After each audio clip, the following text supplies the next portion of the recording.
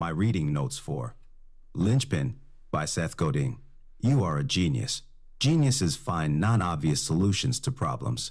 A genius looks at something that others are stuck on and finds a way to get the world unstuck. Find the shortcut that others couldn't find.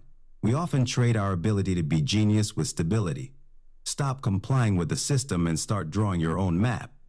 Adam Smith in Wealth of Nations talked businesses into breaking down everything into smaller tasks that lower paid people could do, then turn into assembly line, which then got automated to replace the people. Factory owners want low-paid, compliant, replaceable cogs to run their efficient machines. But the compliant masses aren't much good when you don't know what to do next.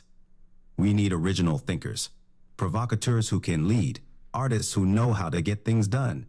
There is no longer a clear path for those who are merely obedient. There is no longer a clear path for those who are merely obedient, who work for the man. Those jobs are being sent overseas or replaced by machines. Workers have been scammed for over a century. The idea was that repetitive hard work done to the specifications of the rule book or the foreman was the key to our prosperity. That game is over. There are no jobs left where people tell you precisely what to do. When labor is dependent upon management for the factory to work in, the relationship is fraught with issues over power and control. It was easier for the factory to find new labor then. It was for labor to find new factories. Today, the formula has changed. The means of production can be a laptop and cell phone. This is a fundamental shift in power. The people who interact and work with you, or you work for, are busier and have more choices than ever before. For a business, the difference between what an employee is paid and how much value she produces is profit.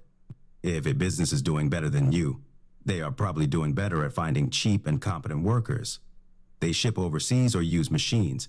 Plus, consumers are not loyal to cheap commodities. They crave the unique and remarkable. Sure, you can withstand for a while based on price, but you earn your place long-term with humanity and leadership.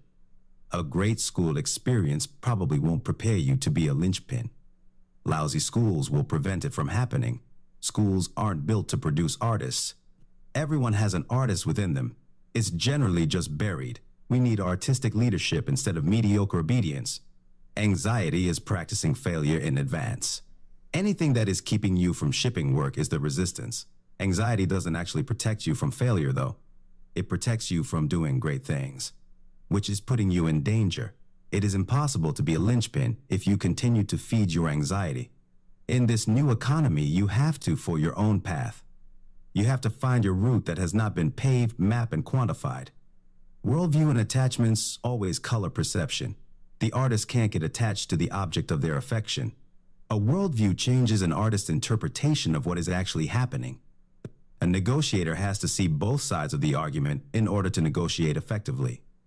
It's very easy for us to get attached to our feelings, memories, and expectations of the system we work in.